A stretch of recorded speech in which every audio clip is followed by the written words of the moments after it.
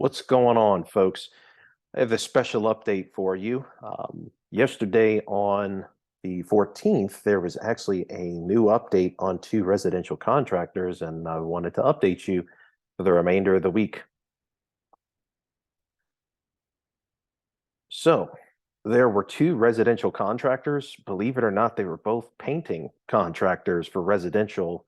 So, in other words, they go into folks' houses and they paint the house.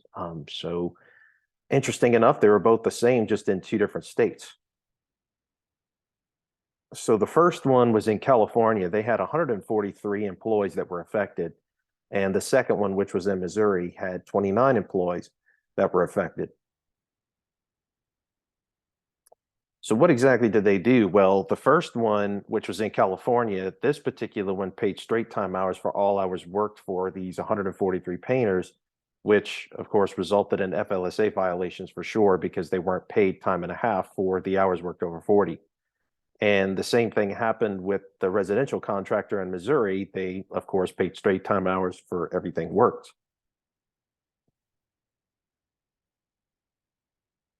So interesting enough, the residential contractor in California saw a $286,000, $289 judgment that was put against them that they had to pay the employees back. So this is basically $143,000 worth of wages that were paid back to the employees, plus an equal amount in liquidated damages.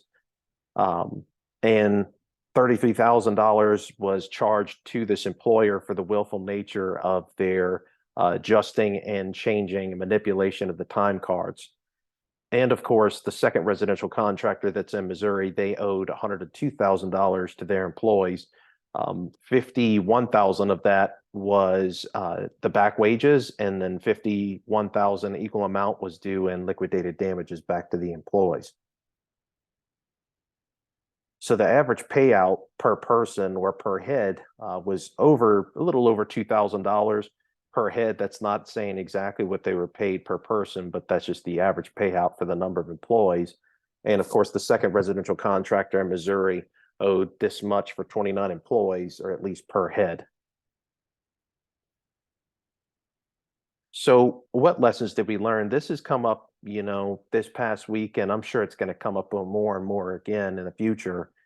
My hope is that employers start taking note of this and realizing that if they get a timekeeping system that will automatically track the hours on the time cards and all they have to do is fix missing punches, that will definitely make things much easier. And they'll pay the appropriate minimum wage and overtime rates, especially if you're in California. There are a ton of rules that go along with the employees' working hours, including if they work over 8 in a workday, they get paid time and a half past 8 hours. And there are other rules that state that if you work seventh consecutive day, you're paid, overtime or double time. And of course, if you work over 12 hours on the seventh day, you get double time. So it's kind of one of those things that, you need to find a system that can properly pay these employees so you don't have to manually manipulate it.